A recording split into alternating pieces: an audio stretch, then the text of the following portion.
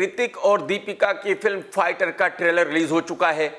यह ट्रेलर जैसे ही चालू होता है, ऋतिक को दिखाया जाता है कि वो प्लेन में है और ऋतिक डायलॉग बोल रहा है कि फाइटर वो नहीं है जो अपने टारगेट्स को अचीव करता है, बल्कि फाइटर वो है जो इन टारगेट्स को ठोक देता है। मतलब आप एक आर्मी ऑफिसर की भाषा देखिए, इस भाषा से ही पता चलता है कि ये फिल्म कहीं नहीं जाने वाली, इस फिल्म का कुछ नहीं होने वाला। इसके बाद दीपिका को दिखाया जाता है ठीक उसी तरह जिस तरह से तेजस के ट्रेलर में कंगना को दिखाया गया था कि दीपिका चल रही है, हेलमेट पहन रही है, चश्मा लगा रही है। मतलब एक तरह से आप कहें तो कंगना की बिल्कुल नकल की गई है। इसके बाद अनिल कपूर साहब की एंट्री होती है और वो अपने सभी ऑफिसर्स को बताते हैं कि आप सबको एक एक करके चुना गया है इस टीम को बनाने के लिए। इसके बाद प्लेन्स को दिखाया जाता है, एक के नीचे से दूसरा निकल रहा है, एक के ऊपर से दूसरा निकल रहा है और दीपिका कहती है व्हाट द हेल, ये क्या कमाल हो रहा है। फिर दीपिका और ऋतिक का आमना सामना होता है और दीपिका उसको एरोगेंट कहती है, लेकिन ऋतिक कहता है कि कॉन्फिडेंस है। अब दीपिका ऋतिक से कहती है कि चलो मैं तुम्हें जम्मू घुमाती हूं।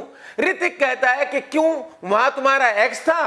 दीपिका कहती है कि नहीं नहीं, शायद वहां मेरा नेक्स्ट हो। अब इसके बाद कुछ ऐसे सीन दिखाए जाते हैं जिसमें मौज मस्ती हो रही है, कुछ गानों की झलकियां दिखाई जाती है और उसके बाद फिर ब्लास्ट होता है और बताया जाता है कि भाई बॉम्ब ब्लास्ट हो चुका है देश में। और ये ब्लास्ट है पुलवामा का, जिसमें हमारे 40 जवान शहीद हो चुके हैं। इसके बाद एक ऑफिसर कहता है कि भाई पिछले 40-50 साल से ऐसा ही होता आ रहा है और कभी भी हिंदुस्तान ने दुश्मन देश को सही से जवाब नहीं दिया है, लेकिन अब जवाब देंगे, अब दिखाएंगे कि बाप कौन है। फिर से आप एक आर्मी ऑफिसर की लैंग्वेज देखिए, इस भाषा से पता चलता है कि ये फिल्म एक छिछोरी फिल्म है। मैं डायरेक्टर साहब को यह बताना चाहता हूं कि हिंदुस्तान पाकिस्तान के साथ 3 बार जंग लड़ चुका है, तो अगर आप ऐसा कह रहे हो कि आज तक जवाब ही नहीं दिया गया तो आप बहुत बड़े झूठे हो। इसके बाद फिर से प्लेन उड़ते हैं, ऋतिक है, अनिल है और ऋतिक कहता है कि हम पीओके में पहुंच चुके हैं, एंटर हो चुके हैं और अब पाकिस्तान पर बमबारी होने वाली है।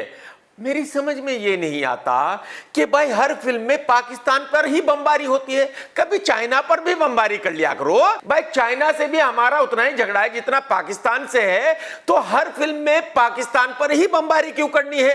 चाइना पर बमबारी करने में क्या प्रॉब्लम है भाई साहब? पाकिस्तानी इनसे पूछते हैं कि आप लोग ईंट का जवाब पत्थर से देने आए हो। इसके बाद प्लेन के पास से एक मिसाइल गुजरता है पाकिस्तान का और अनिल कपूर कहता है कि इनकमिंग मिसाइल, और भाई उसको डिस्ट्रॉय कर दिया जाता है।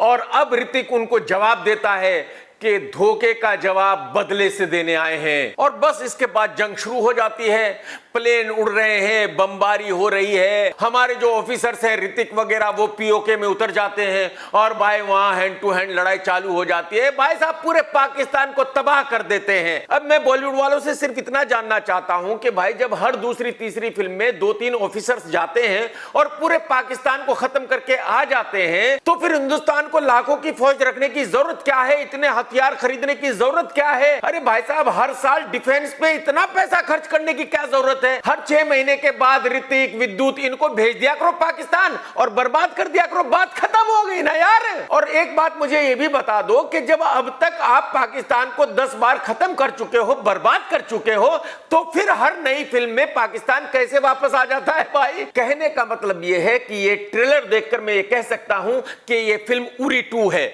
मतलब इसमें पाकिस्तान और इंडिया की जंग दिखाई गई है और इमोशंस को भुनाया गया है। और मैं नहीं समझता कि पब्लिक बार बार बेवकूफ बन सकती है, पब्लिक ऐसी वाहियात फिल्म को बार बार देख सकती है। तो मुझे ऐसा लगता है कि इस फिल्म का चलना मुश्किल ही नहीं नामुमकिन है। दोस्तों अगर आपने आज का वीडियो देखा है तो लाइक करना बिल्कुल मत भूलना और कमेंट्स करके जरूर बताना कि आज का वीडियो आपको कैसा लगा। टेक केयर दोस्तों, tata bye bye, love you, जय हिंद।